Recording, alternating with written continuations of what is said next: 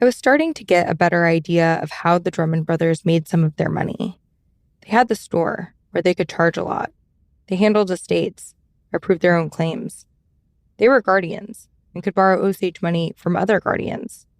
They had so many different roles when it came to Osage finances. I kept seeing this pattern, and apparently, I wasn't the only one. I mentioned that letter I found from 1934, where the tribal attorney, Louis Stivers, said essentially the same thing. He called it an association, men who were using their positions over Osage families to advance their own interests. He names names, too, in addition to the Drummond brothers. And these men he named either worked at the Drummond brothers' store or the local bank where Jack Drummond worked and Fred Gettner sat on the board. What Stivers seemed to say in this letter was that it wasn't just a coincidence that all the same men kept coming up in the Osage guardianships and estates they handled. It was a whole strategy, an association. That was a shocker, huh? That was a shocker of a letter. I sent this to Elizabeth Loha Homer, the lawyer in Washington, D.C., who's on the Osage Nation's Supreme Court, because for everything I had heard about that time period, I hadn't really seen any federal officials back then who seemed to catch that this was happening over and over again among the same people in Hominy. You don't hear about that very often, where those bad behaviors actually get caught. The names Stivers mentioned have come up again and again in my reporting. There's Fred L. Shedd, the guardian who lent out his ward's money to the Drummond brothers, and Carl T. Matthews, who was the guardian of Rhoda Wheeler Ridge, the Osage woman who accused the Pope brothers of arranging a marriage with her to take her money. A man named Barlow. I recognized his name from Myron Banks Jr.'s audit.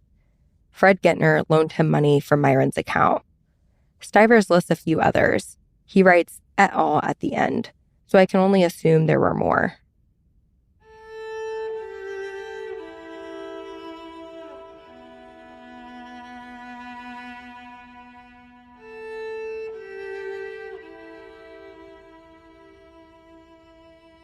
The archives have other letters and documents that offer a look inside how all this seemed to work. In one case, the Office of Indian Affairs sent a field agent to look into one of Fred L. Shedd's guardianships. The superintendent had heard someone exerted, quote, influence over an Osage woman so she would sign a paper saying she wanted Shedd to remain her guardian. That agent reported back that Jack Drummond visited her. Instead of she told the Office of Indian Affairs that she wanted to keep Shedd as her guardian, he'd make sure she'd get more money each quarter and a new car. From what I've read in the papers from this time period, these were prominent members of the white community in Hominy. This was a town of 3,000 or 4,000 people back then, with a young Rotary Club that all but one of the men on this list were members of. The club came up in an article about a local game of donkey ball, a bunch of white businessmen riding donkeys, tossing the ball around. And Fred Gettner specifically seemed to have a lot of sway. He owned those shares in the store and the bank. He had been the head of his local Masonic temple in the early 1920s and led a committee to pave a road to Tulsa. Fred Gettner was also on the board of the company that published the Hominy newspaper. And while he was doing all that, according to Stivers, he was also using his connections with other white businessmen to access money from Osage guardianships and probates. When I showed this letter to Gettner Drummond in his office, he didn't think it said these men were using Osage estates to enrich themselves, just that someone was objecting to having businessmen administer these estates. There was one sentence in this letter from Louis Stivers that stood out to me. After he lists off examples where he's seen the association play out, he writes, all of these are sufficient to cause one to raise this question, to say nothing of Mr. Drummond's conduct in the Wah-hre-she estate in connection with certain disbursements due Josephine Loha Kip. This was a new name to me, but Elizabeth, she actually knew Josephine well. I always thought that Josephine was my grandma, but it turns out Josephine was not my grandma. Josephine was my grandpa's first wife. Elizabeth says she thought Josephine was her grandma because she was at her house so much. They lived just outside of Hominy, in a big house, hosted dinners, would have people over all the time. She was like kind of the center of the social scene for Osages in Hominy. And so we were over there all the time. I mean, it's like literally walking distance from our house. I wanted to know why Stivers singled out Josephine and her stepmother, a woman named Wah-hre-she, what conduct he was talking about that warranted its own sentence in a letter that was already about a bunch of questionable stuff he seemed to think was going on. So I pulled Wah-hre-she's probate file, the one Stivers mentioned. She died in 1930. And what I saw in her probate was another letter from Stivers.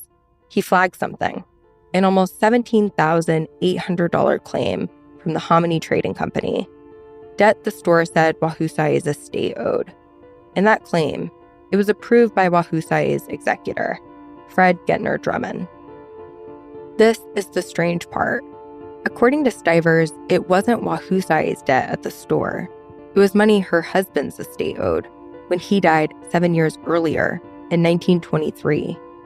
His name was Charles Wah-hre-she. At this point, I had seen some pretty enormous claims on Osage estates, but nearly $17,800 to a trading post? That's more than $250,000 today.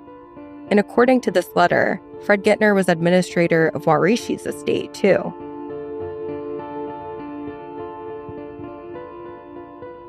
I started looking around for any information I could find about Charles Wah-hre-she, because he seemed like he might hold the key to figuring out what conduct Stivers was talking about in that letter, the example he seemed to find most questionable, that Fred Gettner Drummond was behind. And I learned that Charles Wah-hre-she was actually pretty famous at the time. He was a religious leader, influential in Hominy. I found a newspaper article calling him one of the most photographed Native Americans of the time. He took a trip to Mexico once and made headlines across the country. I found mentions in newspapers from El Paso and Washington, D.C.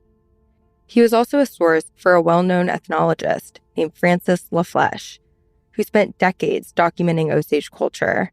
His work comes up in a lot of books, and Wah-hre-she is mentioned by name. There was so much about him out there, but what stood out to me the most was a social media post, on Reddit of all places, from 5 years ago. The title said, Osage Priest of Puma Clan, Charles Wah-hre-she. And the comment, this is my great-great-grandfather, born 1862, murdered December 10th, 1923, during Osage Reign of Terror.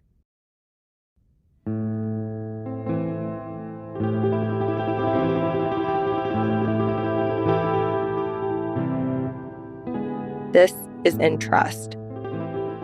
I'm Rachel Adams Heard.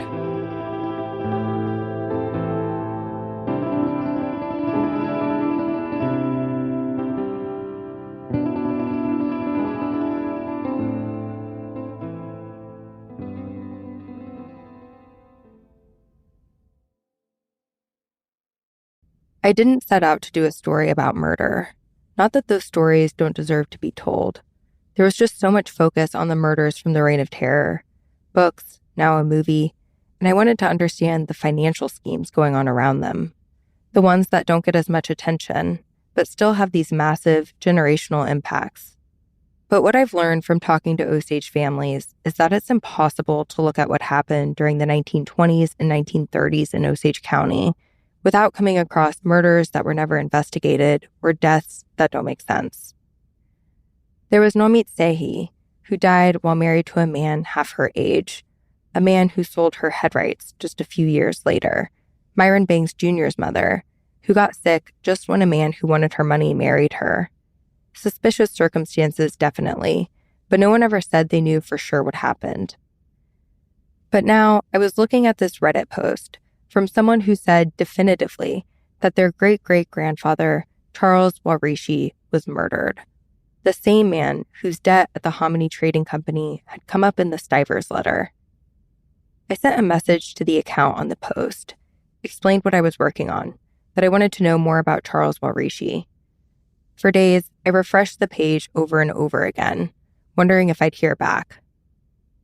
While I waited, I went to someone else who might have heard about Charles Wah-hre-she, John Maker, who told me about the Osage price. His great-grandmother was Wah-hre-she. And even though Wah-hre-she was her second husband and not John's direct ancestor, I thought maybe he would know how Wah-hre-she died.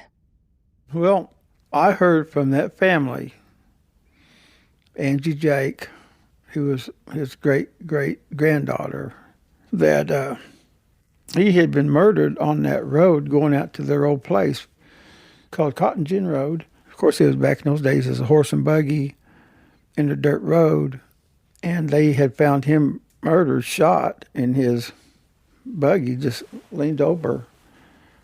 But it was a bullet wound to the head. And the horse was just standing there, stopped, and somebody was just coming or going and found him like that. What was Angie like when she told you that? Well, I know she was hesitant to tell me.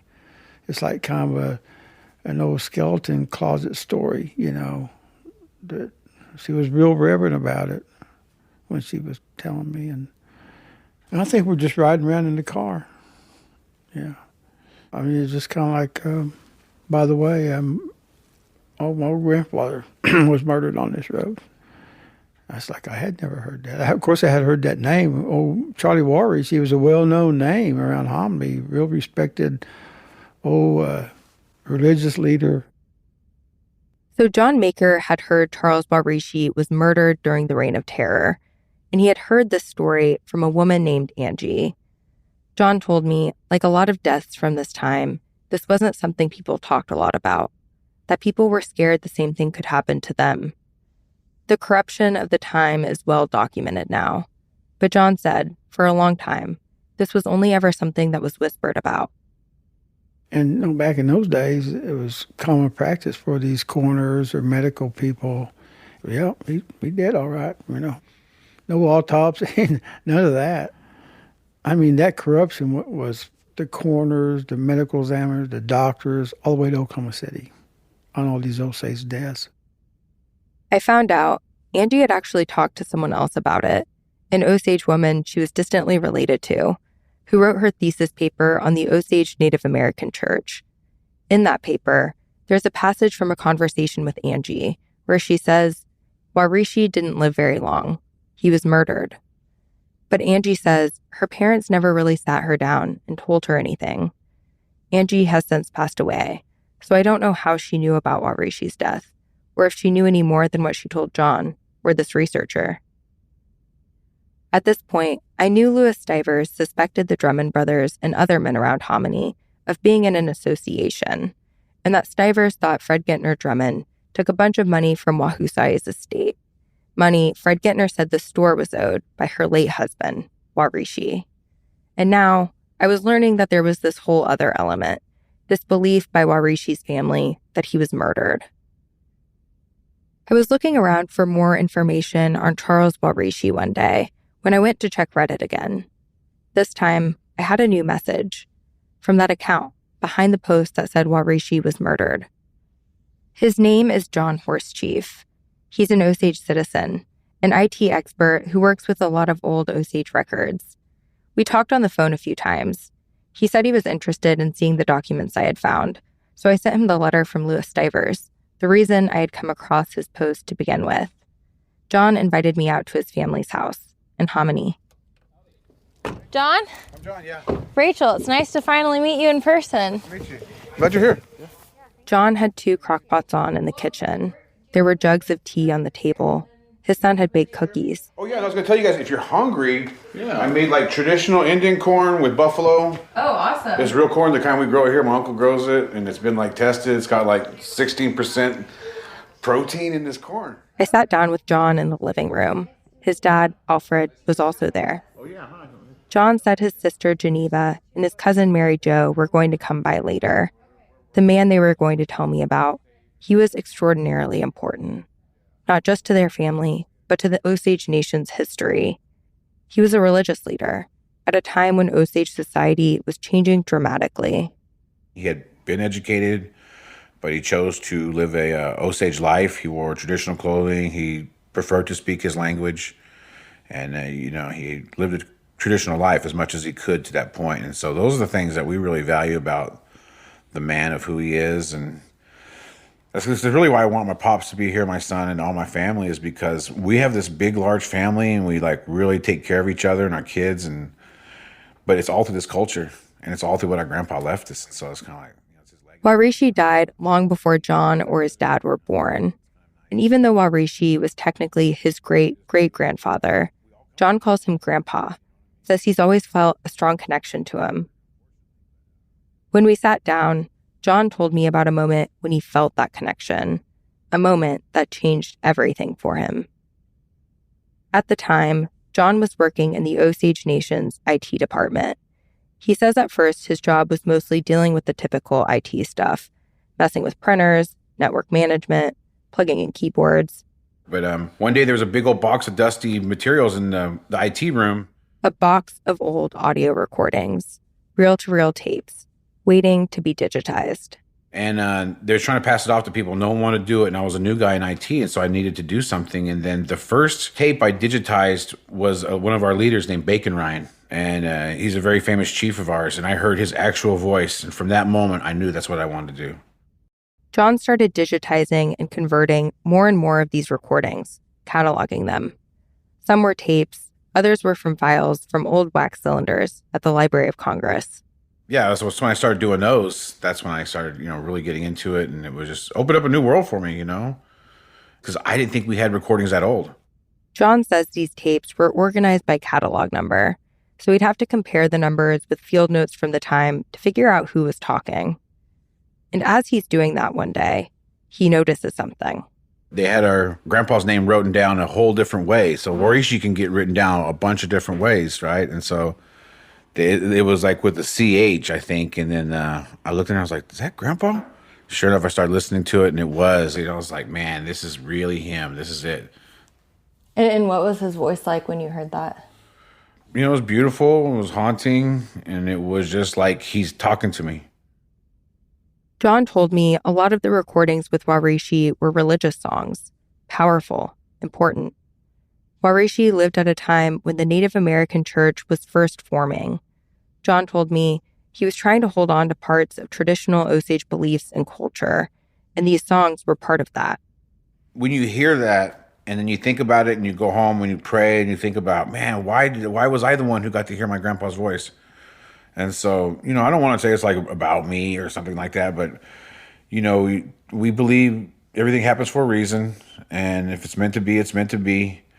And so I took that as a sign, a good sign. And so that's what I got into. And then the more I learned about it, I just totally went into it. Wah-hre-she was born in the 1860s. He lived on the Osage Reservation before the land was divided up and parceled out to individuals, before head rights. Then allotment came, and everything changed. I imagine that would have been like taking you and dropping you in the middle of another country where you don't speak the language. This is Mary Jo, John's cousin. She said Wah-hre-she would have watched the impact of allotment firsthand and seen the U.S. government's efforts to force the Osage Nation to assimilate. And so taking someone out of something that would have been a community-type environment where we don't look after the survival of ourselves, we look after survival of the community, and then separating, purposely doing the separating, there you see the evolution, forced evolution. John and his family told me when oil money started pouring in and more white people moved to Osage County, Wah-hre-she knew things were going to get bad. He watched as traders and bankers and ranchers all sought to get rich off the Osage Nation, its land, its oil money. This whole time, Osage children were being forced to attend Native American boarding schools, a lot of it paid for with Native money held in trust by the United States. These boarding schools punished children for speaking their own language and forced them to wear certain clothes. They were also rife with abuse. Wah-hre-she was like wanting to save this culture, so he knew that we were getting wiped out here. The table was stacked against us. The lawyers, the policemen, they were all against us. They were taking away our religion, our culture. So he was like, let's go somewhere else and start over, where we can get the religion going as much as we can make it work in the times that we live in. So they thought about Mexico, and they went down there. Mexico. I've seen references to this trip all over the newspaper archives. In one from December 1921, it says Wah-hre-she is, quote, proposing to remove the Indians from the right Pawhuska jurisdiction, a reference to the Osage Agency superintendent at the time. There's also another newspaper clipping from June of 1922. It says Wah-hre-she hosted a feast at his house outside of Hominy. At this feast, he reportedly said he had already met with President Obregon of Mexico, and he was supportive of the plan to make Mexico the Osage Nation's new home. The paper says Wah-hre-she, quote, has the idea that this is too much of a white man's country. We went down there with a sack of dollars, and when we got to Mexico, he turned it into a bag of pesos. And he paid for everything. He talked to everything. He managed everything. He was never scared. You know, he was on a mission to do something. He was trying to preserve our culture, our people, you know what I mean? So that's how bad it was here. That's how deadly and bad it was here, that they were getting murdered. I mean, they could see the writing on the wall. But the Mexico plan didn't work out. After he visited, Wah-hre-she determined the land was no good for farming. And by the time he came back to Hominy, just as he had predicted, disaster had struck Osage County. The reign of terror was well underway. Just a year later, Wah-hre-she, too, was dead.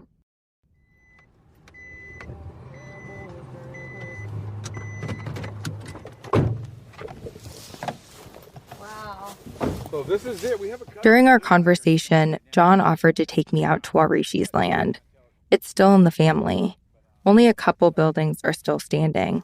There was a fire out here. The family says an accident back in the 70s. Here is where Charles Wah-hre-she lived, and it was a big, giant brick house that he built, and after it burned down, some of the bricks are over my little house I have over there. I use it to kind of make my little driveway, but this is where he had his this is where Charles Wah-hre-she's big house was at, and they called this the farm out here. It's just a few miles away from where John lives now. The foundation's still there. A couple other buildings, too. One called the Summer House, kind of like a big guest house. Different people come visit for like 2 weeks at a time. And that's what they would live in, the summer house, or relatives come over, or we'd have our dances. It was like for guests, and it was like for big occasions. This is the same house Elizabeth Loha Homer mentioned, where she had all those memories from growing up, of big dinners and social gatherings. Being there with John, I could imagine kids running around, adults visiting. And so this is our family's specific church house right here. Wah-hre-she's church is also on the property. It has 8 sides, a pointed roof. And so you'll see these around. At one point, there was 45 or so of these churches active in the county. Each family had one. There's about 4 of them active left. And this was active till about 10, 15 years ago. And so that's what me and Mary Jo and Geneva are here. We're trying to get build back, right? Because the tribe is having a renaissance, you know, of our culture and who we are. You know, we've been through the worst times, you know what I mean? And the ones who are left, we're coming back stronger, and we want to get back the stuff that we lost, you know, our family, our church, our culture, our language. And, you know, this is like, for me personally, now that I'm becoming an elder, you know, I'm talking to Mary Jo and Geneva, this is something I want to fix up and get back together. And, you know, in 100 years, our boys and our grandsons are going to sit in here, and they're going to know what to do, and this is going to be their place again. So that's what we want.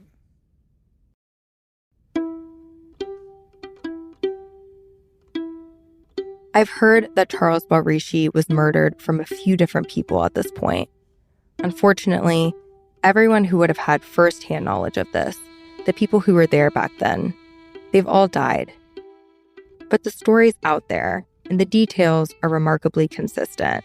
Charles Wah-hre-she was on his way home in a buggy on Cotton Gin Road when someone shot him in the head.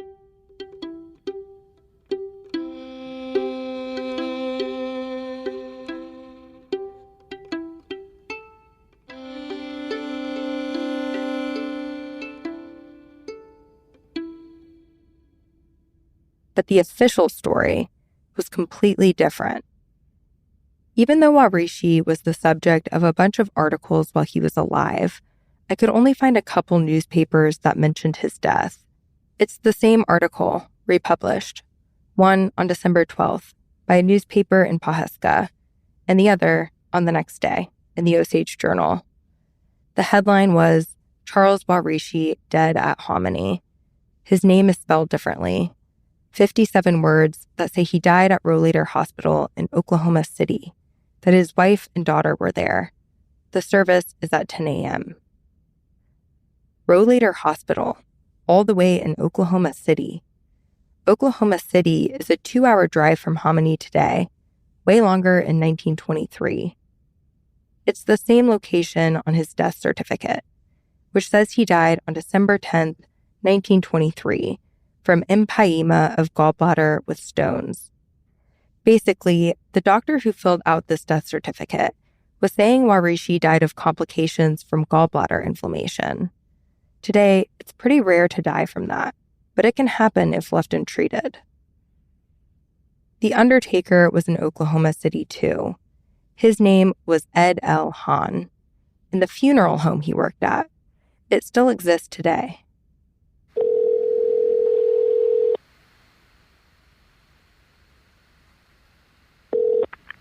On Cook Street and Draper, this is Cheryl. How may I help you?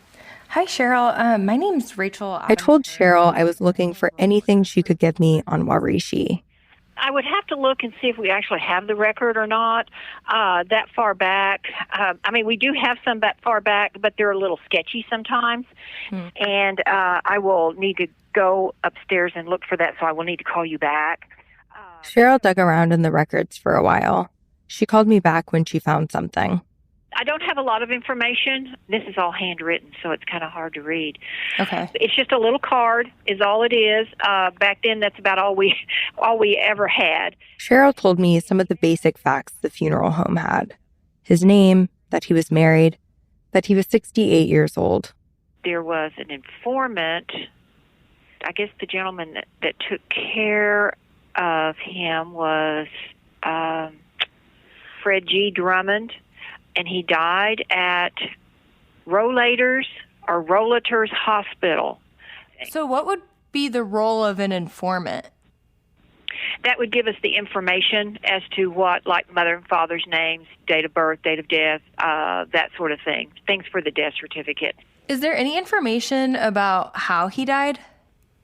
No, there's nothing on here at all about how he died. Just where he died, and that's it. So Fred Gettner was the informant on this record at the funeral home. He was the one who called to give Wah-hre-she's background information, his age, that he was married. Cheryl sent me a copy of the card and a separate itemized claim for Wah-hre-she's undertaking services. It was $837.24. The most expensive part was the casket, $550. An account at the Hominy Trading Company paid for it. But there was no mention of how Wah-hre-she died. The funeral bill, the death certificate, the paper, they all put Charles Wah-hre-she in Oklahoma City when he died, apparently from some sort of gallbladder inflammation. When I'd find something like this, I'd send it to John Horse Chief. I'm just like, that doesn't make any sense. That's not what we heard. So do you think he would, because you said that you still believe that he was absolutely murdered? Yes, I believe that. John and I have talked a lot about this, why the paperwork doesn't match the story he's heard, that a lot of people have heard, that Wah-hre-she was shot in the head. John told me he hasn't changed his mind. There are enough stories and enough proof that corruption was rampant back then. I've tried to find out more about J.B. Rollator, the doctor the hospital was named after, who signed off on Wah-hre-she's death certificate. There's nothing I've seen that indicates he was ever suspected of being part of the Reign of Terror, of the criminal conspiracy that reached far beyond William Hale, to lawyers, medical examiners, doctors. There are some murders that have been solved from that time period, thanks to these archives and family stories. They come up in books like Killers of the Flower Moon or The Deaths of Sybil Bolton. And I wish I could tell you this was one of those stories, and I figured out definitively whether Wah-hre-she was murdered, and if he was, who did it. But for every case that's been solved, there are more like Wah-hre-she's, where finding the answer seems almost impossible. The records say one thing, but knowing the corruption of the time, it's hard to know whether you can trust them. The family story says something else. But it's been a very long time, and no one who is there is still alive.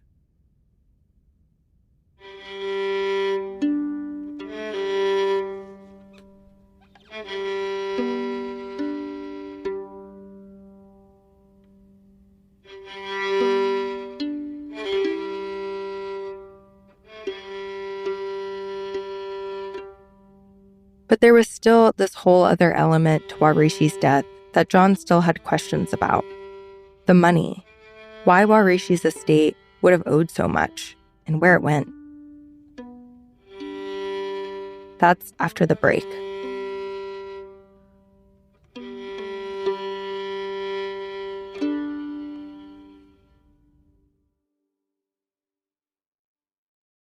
John said he was as sure as he ever was that Wah-hre-she was murdered. The official documents that placed him in Oklahoma City on December 10th just didn't seem right to him. Why would he have gone to a hospital so far away? If he wasn't murdered, why had John heard the specific story that Wah-hre-she was shot in the head on Cotton Gin Road his entire life? John said when he was reading all this paperwork, the death certificate, the card from the funeral home where Fred Gentner was the informant, the receipt, paid for by an account at the Drummond store, it was enough to make him want to know more. Why Fred G. Drummond was all over Wah-hre-she's and his wife Wah-hre-she's paperwork. He wanted to know how Fred Gentner ended up with so much of his family's money. So John went to the courthouse and asked for the records on Wah-hre-she's estate. Sure enough, I went up there yesterday to pull up those records, and it's a big manila envelope this thick. The very first name, Fred G. Drummond. I'm like, oh, shit. So he became his executor after Grandpa died, right? And on the very first day, Fred G. Drummond's in there trying to correct the letter and get paid for this and get paid for that. When John went to the courthouse that day, I actually ran into him in the parking lot. He told me he put in an order to have Wah-hre-she's entire probate copied and printed out so he could keep it. They told him it would take a couple days. He said I could come with him when he picked it up. Hey, fellas. Come on. All right. Thank you. It's it's kind of intimidating courthouse in a way. Yeah, how are you feeling? It's a different feeling, you know? Like the first time we came up here, I could really feel it. The first time we asked about it.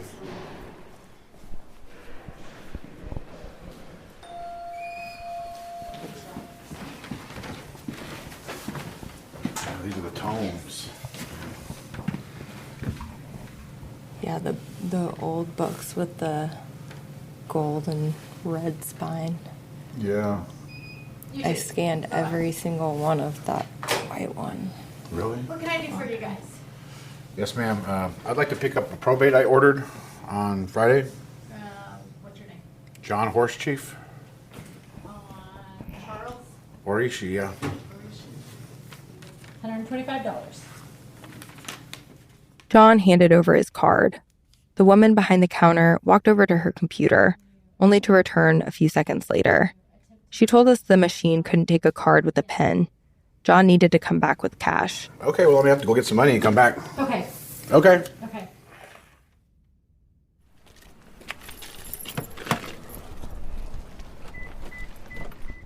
John let me ride with him to an ATM nearby. We drove past Reed Drummond's Mercantile, past her hotel, the Pioneer Woman boarding house. Downtown Pawhuska was busy that day. A lot of tourists around. John's told me before, he doesn't have anything against Reed Drummond. She never did anything to him or his family. And I've heard a version of this before from some other Osage citizens, that Reed's brought jobs to the community and helped revitalize Pawhuska. But John also said he feels conflicted about eating at her restaurants, knowing the broader suspicions around the Drummond family's history in Osage County. It's no secret what they did. They took advantage of us through hook and crook. And, you know, they can say that we signed the paper and it was all legal, but, I mean, they're sitting here holding all the money. I just want to know the truth.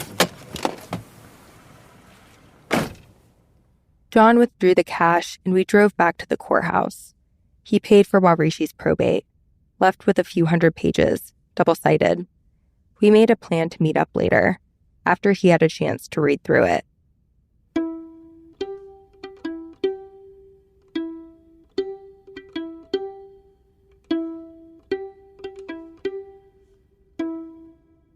Later that week one night, after John had gotten off work, I went back to his house.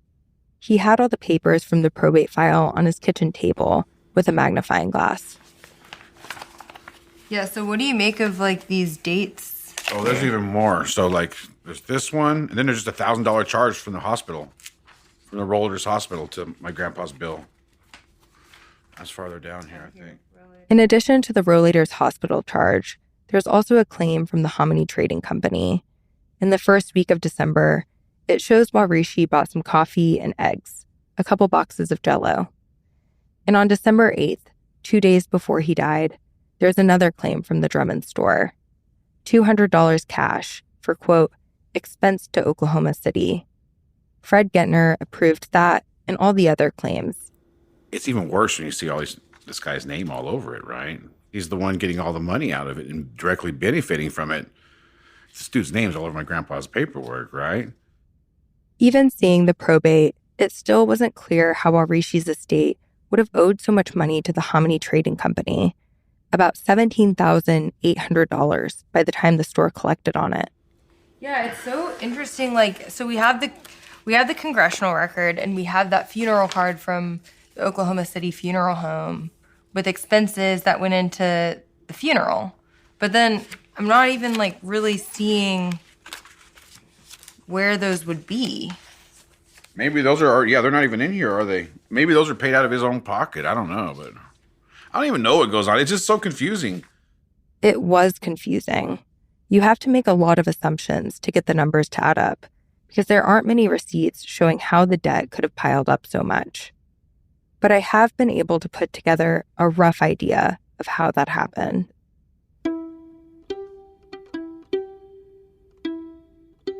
The congressional record I mentioned to John, it was the same hearing where one lawmaker called the extreme funeral bills worse than Teapot Dome. They cite an example, an Osage citizen whose funeral expenses were around $9,000. They call the person Wah-hre-she and later Wah-hre-she. But it's clear from the other details they mention, they're just missaying Wah-hre-she, because they're talking about an Osage man who lived in Hominy, whose undertaker was in Oklahoma City, whose administrator was Fred Gentner Drummond. I've looked at all the other estates Fred Gentner handled. Wah-hre-she is the only one that makes sense here. According to this hearing, the monument for Wah-hre-she's grave cost $4,800, and the casket was $3,000. The funeral came out to more than $9,000. A couple years later, as the administrator of Wah-hre-she's estate, Fred Gentner Drummond issued the Hominy Trading Company a promissory note, basically an IOU. It said Wah-hre-she's estate owed the store a little over $11,000. And because Fred Gentner gave his store a promissory note from the estate, it was collecting interest every year, until one day, when Wah-hre-she dies, and the store makes the claim with interest on her estate for roughly $17,800, more than $300,000 today. So that's where the $17,800 claim on Wah-hre-she's estate must have come from. Wah-hre-she's funeral, the one that came up in a congressional hearing that one lawmaker called worse than Teapot Dome. This is what Louis Stivers, the tribal attorney, was complaining about in that letter I found, the one that sent me looking for Charles Wah-hre-she's family, that led me to John Horsechief.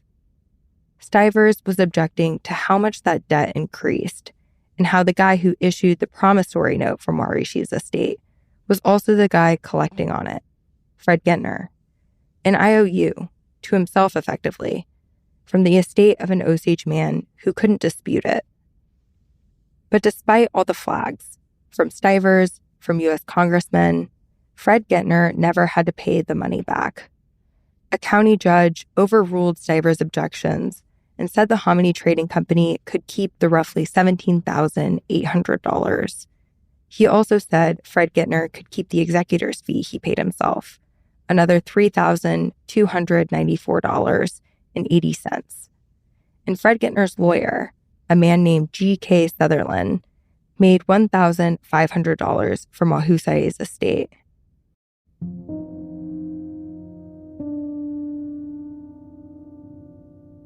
It's like an open check. You can just start writing money against this guy. And when you think about it, that this used to be yours, and you actually see the paperwork, and you look at things a lot differently. You know what I mean? You look at people a lot differently. You think about yourself differently.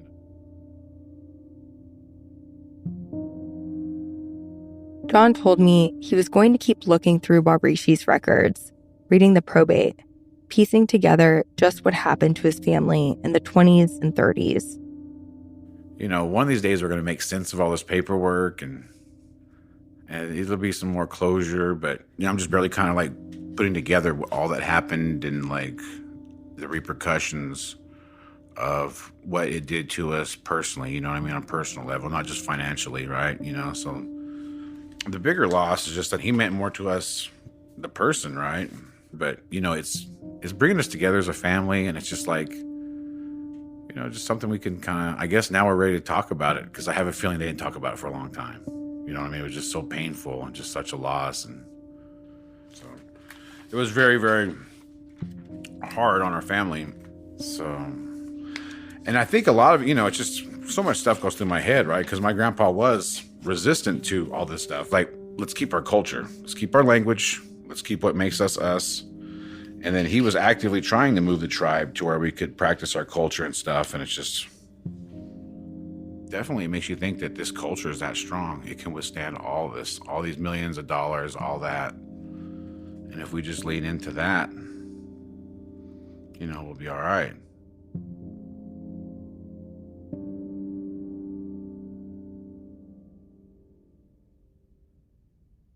John and I went through more of the probate.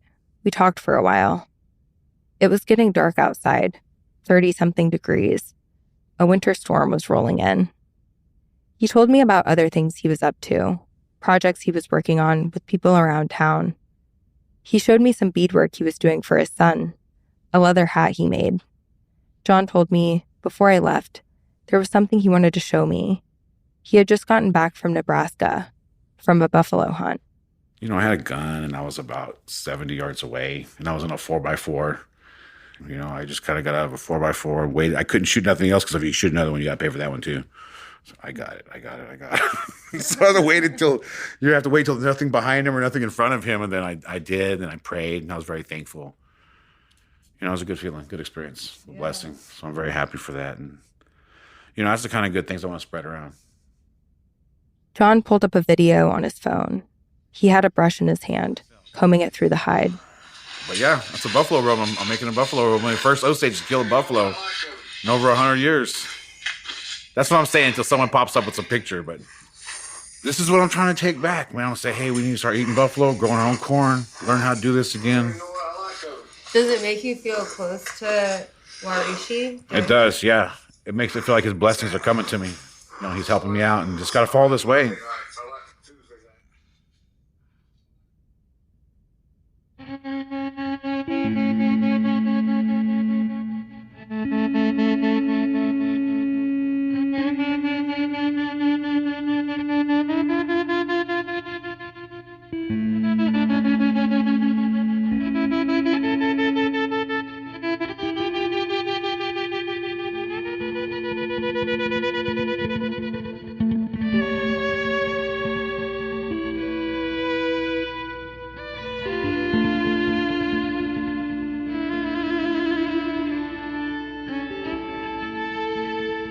In Trust is a production of Bloomberg and iHeartMedia.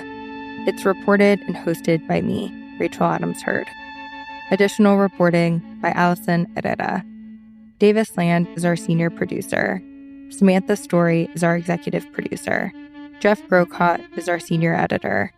Additional editing by Francesca Levy and Daniel Ferrara. Additional production by Victor Ibeas. Production support from Gilda DeCarli. Sound engineering by Blake Maples. Fact-checking by Molly Nugent. Theme music by Laura Orman. Photography by Shane Brown. Special thanks to Brett Goldstein, a forensic handwriting consultant, and Brody Ford with Bloomberg News. You can email us at podcasts@bloomberg.net. Find more about this episode at bloomberg.com/intrust. For maps, newspaper archives, photos, and other documents related to this episode, go to bloomberg.com/intrust. Find Entrust anywhere you get your podcasts.